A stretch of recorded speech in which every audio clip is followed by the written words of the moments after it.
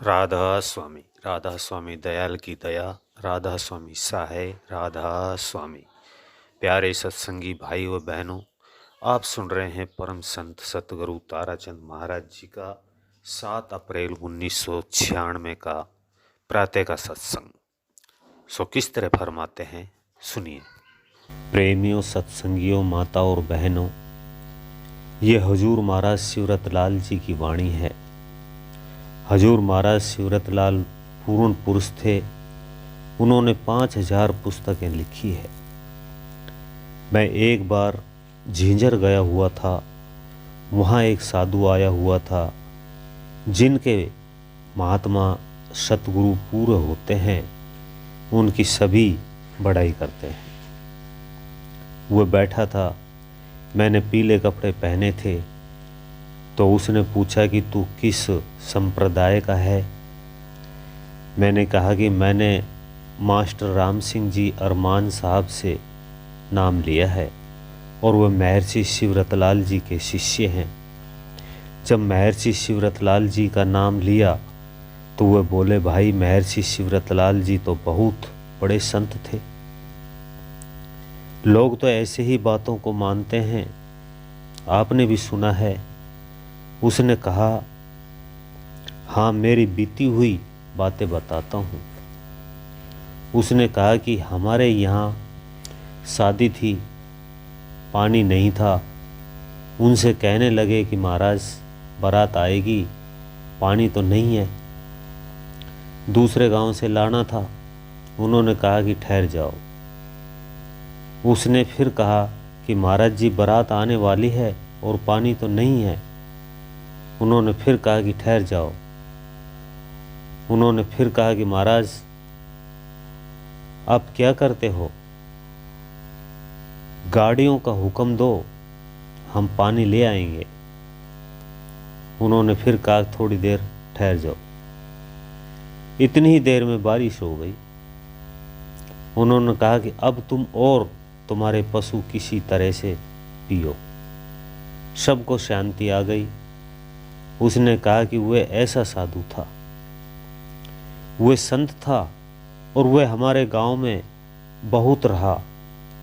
और जब वे राधा स्वामी पंथ में आए तो उससे पहले वे आर्य समाजी थे।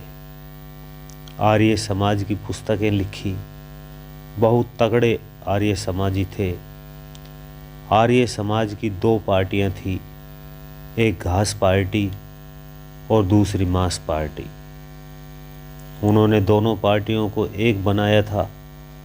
हरिद्वार में जब आर्य समाज का जलसा होने लगा तो उन लोगों ने राम और कृष्ण की बुराई कर दी।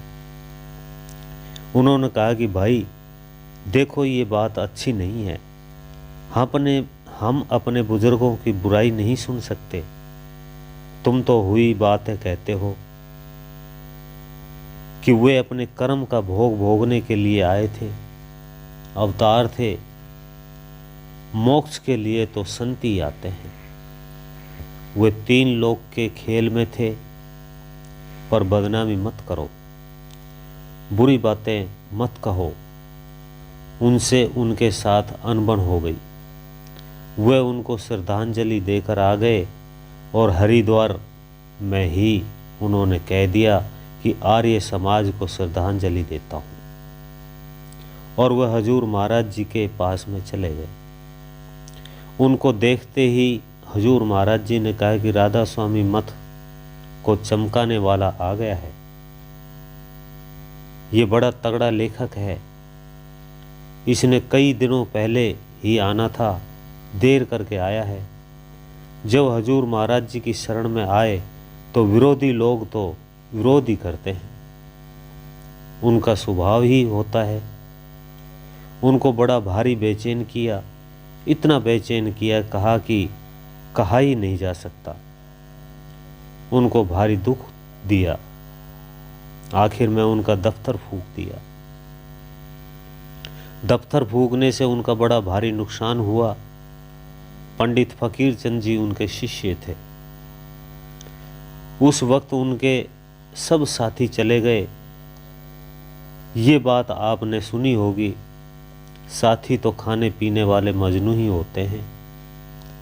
जब काम निकल जाता है तो फिर वे चल देते हैं। आपने मिसाल भी सुनी होगी, लैला ने अपने पिताजी से कहा कि आप शहर में मुनियादी करवा दो कि मजनू जिससे भी कोई चीज़ ले तो वह मजनू से पैसे न मांगे, आप खजाने में से पैसे दे देना। उसने कहा मैं खजाने से दे दूंगा बेटी, वह अपने बाप की इकलौती ही लड़की थी, ऐसा कहते हैं। उसने सभी जगह ढिंढोरा पिटवा दिया कि किसी के पास भी मजनू कोई चीज़ लेने आए तो उनसे कोई भी पैसे न मांगे। अब तो सभी मजनू बन गए, कोई कुछ ले जाता तो कोई कुछ ले गया। 2 दिन हो गए, सायंकाल को बिल बनकर आ जाता है कि इतना सामान मजनू ले गया। तीसरे दिन अपनी लड़की को बुला कर के कहा कि बेटी, मजनू एक है कि सारा देश है? लैला ने कहा कि पिताजी, मजनू तो एक ही है। उसने कहा कि मेरा तो खजाना इन मजनुओं ने खाली कर दिया। लैला ने कहा कि ठीक है, मैं कल ही बता दूंगी। अगले दिन उसने 2 जल्लाद बुलाए, और जल्लाद वही होते हैं जिसमें दया नहीं होती। आपने ये बातें सुनी होगी, दया बिना सिद्ध कसाई। जिसके दिल में दया ही नहीं है वह तो सिद्ध भी कसाई है। जल्लाद आए तो उन्होंने पूछा कि हमारे लिए क्या काम है। लैला ने कहा कि तुम जल्लाद हो, तुम्हारे कोई रहम दया तो है ही नहीं। उन्होंने कहा कोई नहीं है। लैला ने कहा कि आप एक छुरा और कटोरा ले जाओ और आवाज़ देकर कहो लैला के पेट में दर्द है और वह मजनू का कलेजा चाहती है। मजनू का कलेजा उसको अगर मिल जाए तो लैला ठीक हो जाएगी। अब तो सभी मजनू छुप गए, कोई भी मजनू उनको नहीं मिला। उन्होंने देखा कि कल ही हमारे पास ये फला आए थे मजनू बन करके, और वह हर जगह घूमे पर उनको कहीं भी नहीं कोई मिला। वह रुक्का मारते आ रहे थे कि कोई मजनू मिल जाए, कोई लैला मरने ही वाली है और उसको मजनू का कलेजा चाहिए। एक आदमी रेत में मस्त लेटा हुआ पड़ा था। मैंने भी ऐसे कई साधु देखे हैं। एक कुंवारी का साधु था, वो बड़ा अच्छा ब्रह्मलीन साधु था। अपनी मस्ती में पानी में लेट जाता या चाहे किसी जगह पर धूप में लेट जाता, मस्त रहा करता था। कोई रोटी दे देता तो खा लेता। वाल्मीकि रोटी देते थे, कहते थे कि देखेंगे ये तो ब्राह्मण है। वाल्मीकि पूछते थे कि बाबा रोटी खाएगा? कहता था कि हाँ। वो रोटी दे देते थे तो वो खा लेता था। ब्राह्मणों ने सभा की कि तुमने वाल्मीकियों की रोटी खाई है?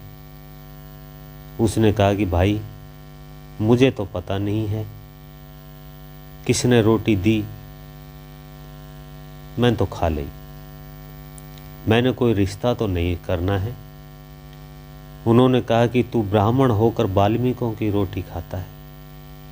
उसने कहा कि ब्राह्मण तो मैं अब भी हूँ, अब क्या मेरा कुछ बिगड़ गया है? अगर वाल्मीकियों की रोटी खा भी ली तो भी ब्राह्मण हूँ। उसके बारे में उसकी लंबी चौड़ी बातें चली। उसने कहा कि मेरे से बातें मत करो। किसी ने कहा कि मारे जाओगे, इस बात से बच जाओ, ये पता नहीं क्या कह देगा। ये ब्रह्मलीन साधु है, इसने सतगुरु का रूप प्रकट कर लिया, उससे तो बचकर रहना चाहिए। जो ब्रह्म में लीन हो जाता है उससे भी बच करके रहना चाहिए। वह अपने आप में नहीं रहता, वह दूसरे के हाथ बिक जाता है। तो इसी तरह से वह मस्त था और वह मजनू भी मस्त ही रहता था। जब उन्होंने रुक्का मारा तो उसने पूछा कि भाई कौन हो। उन्होंने कहा कि लैला का पेट में दर्द है और वह मरने वाली है और वह मजनू का कलेजा चाहती है। उसने कहा कि वह मजनू के कलेजे से ठीक हो जाएगी। उसने कहा कि अरे भाई, मैं हूं मजनू, मेरा कलेजा ले लो। अभी आप सुन रहे थे परम संत ताराचंद महाराज जी का ये सत्संग। इससे आगे का भाग सुनने के लिए वीडियो को लाइक करें, चैनल को सब्सक्राइब करें, ज़्यादा से ज़्यादा शेयर करें। सभी सत्संगी भाई बहनों को मेरा हाथ जोड़ करके राधा स्वामी जी।